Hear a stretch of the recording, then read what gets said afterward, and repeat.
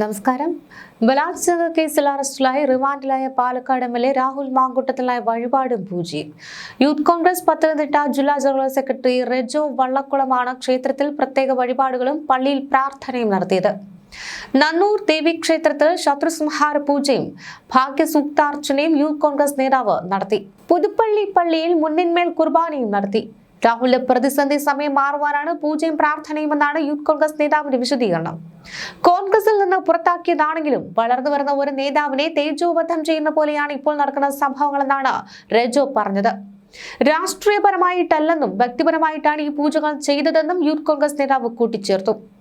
ഇതിനിടെ അടൂരിൽ നിന്നുള്ള കോൺഗ്രസ് പ്രവർത്തകൻ രാഹുലിനെ ഇന്ന് ജയിലിലെത്തി കാണുവാൻ ശ്രമിച്ചുവെങ്കിലും രാഹുൽ അദ്ദേഹത്തെ കാണുവാൻ കൂട്ടാക്കിയില്ല. അടൂരിലെ ശിവദാസൻ എന്ന പ്രാദേശിക കോൺഗ്രസ് പ്രവർത്തകനാണ് ഇന്ന് രാവിലെയോടെ രാഹുലിനെ കാണുവാനായി ജയിലിലേക്ക് എത്തിയത്. അധിക നേരം കാത്തിരുന്നതിനു ശേഷം അദ്ദേഹം മടങ്ങുകയായിരുന്നു. രാഹുൽ ആരെയും കാണേണ്ടതില്ല എന്ന് പറഞ്ഞതായി ജയിൽ ഉദ്യോഗസ്ഥർ ഇദ്ദേഹത്തെ അറിയിക്കുകയായിരുന്നു. തുടർന്ന് ഇദ്ദേഹം മടങ്ങിപ്പോവുകയും ചെയ്തു. രാഹുൽ ജയിലിൽ ആയതിനു ശേഷം എത്തുന്ന ആദ്യത്തെ സന്ദർശകനായിരുന്നു ഇദ്ദേഹം.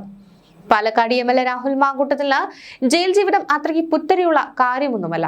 രാഷ്ട്രീയത്തിലേക്കുള്ള ഉയർച്ചകളുടെ വഴികൾ രാഹുൽ അഴിക്കുള്ളിൽ തന്നെ കിടന്നിട്ടുണ്ട്. KSUവിന് വേണ്ടി മാർച്ച് നടത്തിയും മറ്റും പിന്നീട് യൂത്ത് കോൺഗ്രസ് അധ്യക്ഷൻ എന്ന നിലയിലുമാണ് രാഹുൽ മാങ്കൂട്ടത്തിൽ ജയിലിൽ കിടന്നത്. പക്ഷെ ഈ ജയിൽ ജീവിതങ്ങൾ രാഹുലിനെ രാഷ്ട്രീയക്കാരൻ തുണയായി മാറിയെങ്കിൽ ഇപ്പോൾ സ്ഥിതി വ്യത്യസ്തമാണ്. രാഷ്ട്രീയമായി ഇനി തിരികെ വരാൻ കഴിയാത്ത വിധത്തിൽ പീഡന കേസിൽ പ്രതിയായാണ് രാഹുൽ മാങ്കൂട്ടത്തിൽ കഴിഞ്ഞ ദിവസം മാവേലിക്കര ജയിലിൽ എത്തിയത്. ഇതുവരെ ഉയർന്ന 2 പീഡന പരാതികളിൽ ജയിലിൽ പോകാതെ രക്ഷപ്പെട്ട രാഹുലിനെ ഇക്കുറി പൂങ്കുഴലിയും സംഘവും ശരിക്കും പൂട്ടുകയായിരുന്നു. പക്ഷെ എങ്കിലും രാഹുൽ ഇതിൽ നിന്ന് രക്ഷപ്പെട്ടു വരും എന്ന് തന്നെയാണ് നിയമവിദഗ്ധരൊക്കെ സൂചിപ്പിക്കുന്നത്. വിദേശത്തുള്ള യുവതിയുടെ പരാതിയിൽ അറസ്റ്റിലായ രാഹുലിനെ മാവേലിക്കര സബ് ജയിലിലാണ് പാർപ്പിച്ചിരിക്കുന്നത്. മാവേലിക്കര സബ് ജയിലിൽ 26/2026 നമ്പർ തടവ് പുള്ളിയായാണ് രാഹുലിനെ ജയിലിൽ അടച്ചത്. 14 ദിവസത്തേക്കാണ് രാഹുലിനെ റിമാൻഡ് ചെയ്തത്. ഇന്ന് ജാമ്യാപേക്ഷ പരിഗണിക്കുന്നുണ്ട്. മാവേലിക്കര ജയിലിലെത്തിയ രാഹുൽ മാങ്കൂട്ടത്തിന് ജയിലിലെ പ്രത്യേക പരിഗണനകളൊന്നും തന്നെയില്ല. സെല്ലിൽ രാഹുൽ ഒറ്റയ്ക്ക് തന്നെയായിരിക്കും കഴിയുക. സഹതടവുകാർ ഉണ്ടായിരിക്കില്ല. MLA ആയതുകൊണ്ടാണ് രാഹുലിന് ഒറ്റയ്ക്കൊരു സെൽ അനുവദിച്ചത്. നിലവിൽ നിലത്ത് പായ വിരിച്ചു കിടക്കുവാനുള്ള സൗകര്യങ്ങളാണ് സെല്ലിൽ ഒരുക്കിയിരിക്കുന്നത്. ഡോക്ടർമാർ ആവശ്യപ്പെട്ടാൽ കട്ടിലടക്കമുള്ള മറ്റു സൗകര്യങ്ങൾ നൽകുവാനാണ് തീരുമാനം. എന്നാൽ ഇപ്പോഴത്തെ നിലയിൽ രാഹുലിന് പ്രത്യേക പരിഗണനകൾ ഒന്നും നൽകുന്നില്ല.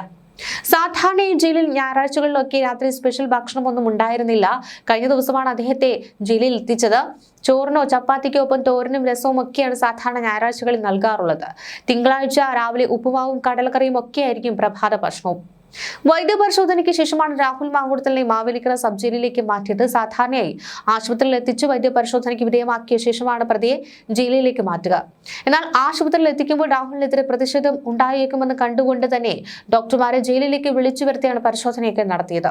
3ാം ബലാത്സംഗ കേസിൽ തനിക്കെതിരെയുള്ള ആരോപണങ്ങളെല്ലാം നിഷേധിച്ചുകൊണ്ട് പാലക്കാട് എം.എൽ.എ രാഹുൽ മാങ്കൂട്ടത്തിൽ കഴിഞ്ഞ ദിവസം തന്നെ രംഗത്ത് വന്നതാണ്. തന്നെ അപകീർത്തിപ്പെടുത്തുവാനും ജയിലിൽ അടയ്ക്കാനുള്ള നീക്കത്തിന്റെ ഭാഗമാണ് ഈ കേസ് എന്നുമാണ് രാഹുൽ പറഞ്ഞത്. ഉഭയസമ്മതപ്രകാരമുള്ള ബന്ധമാണ് നടന്നതെന്നാണ് രാഹുൽ പറയുന്നത്. കൂടാതെ ഈ യുവതി വിവാഹിതയാണ് എന്ന് താൻ അറിഞ്ഞിരുന്നില്ല എന്നും രാഹുൽ പറയുന്നുണ്ട്. ഹോട്ടൽ മുറി ബുക്ക് ചെയ്തത് യുവതി തന്നെയാണെന്നും പ്രത്യാഘാതങ്ങൾ അറിഞ്ഞുകൊണ്ട് തന്നെയാണ് മുറി ബുക്ക് ചെയ്തതെന്നും രാഹുൽ പറയുന്നു.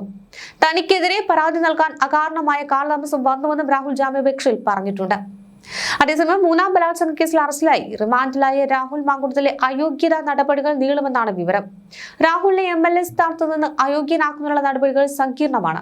വിഷയത്തിൽ ലഭിക്കുന്ന നിയമോപദേശം നിർണായകമാകും. നിയമസഭാ സെക്രട്ടേറിയറ്റ് നടപടി തുടങ്ങിയാൽ തീരുമാനമെടുക്കുമെന്ന് കോൺഗ്രസ് വ്യക്തമാക്കിയിട്ടുണ്ട്. അതേസമയം രാഹുലിന് പാർട്ടിയുമായി ബന്ധമില്ലെന്ന നിലപാടിൽ തന്നെയാണ് കോൺഗ്രസ് ഉറച്ചു നിൽക്കുന്നത്.